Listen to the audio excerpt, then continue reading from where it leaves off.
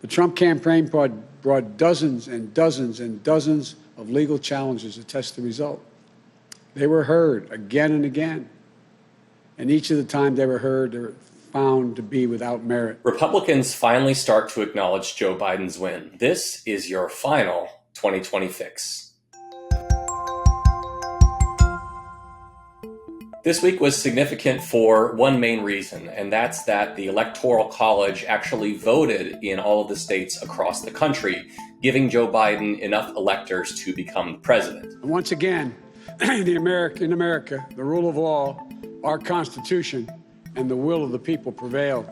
After that happened, a number of Republicans who had been avoiding calling him the president-elect began to do so. So today I want to congratulate President-elect Joe Biden. The president-elect is no stranger to the Senate. He's devoted himself to public service for many years. The last big event in electing a new president is when Congress votes on whether to accept the election results of each individual state. That'll take place on January 6th, and certain Republicans are signaling that they might object to certain states' electors. So far, we've seen Senator-elect Tommy Tuberville, Roger Marshall, and Senators Kelly Loeffler and Rand Paul at least entertain the idea of trying to block a given state's electors. At the same time, for this effort to succeed, they would need to get not just one Republican senator and one Republican congressman to object, they would have to get the chambers to then vote to reject a given state's electors. That seems entirely unlikely, but the big question now is whether Republicans will at least attempt to go down that road and actually force a vote on a given state's electors. President Trump has been largely silent on this and many other topics, apart from tweeting about them. He has not said anything about the Russian hack of the US government.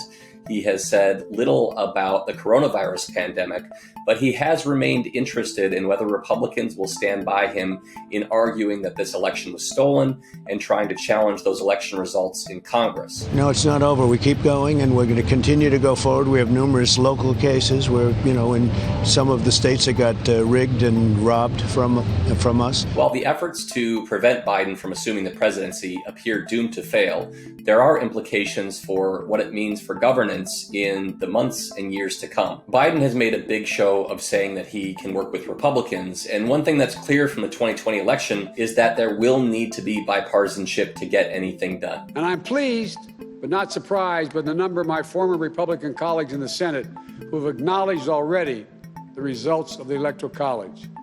I thank them, and I'm convinced we can work together for the good of the nation on many subjects. There are two outstanding Senate races in the runoffs in Georgia, but either way, we are going to have a very narrow Democratic majority in the House, a potentially 50-50 Senate, or a slight Republican majority there.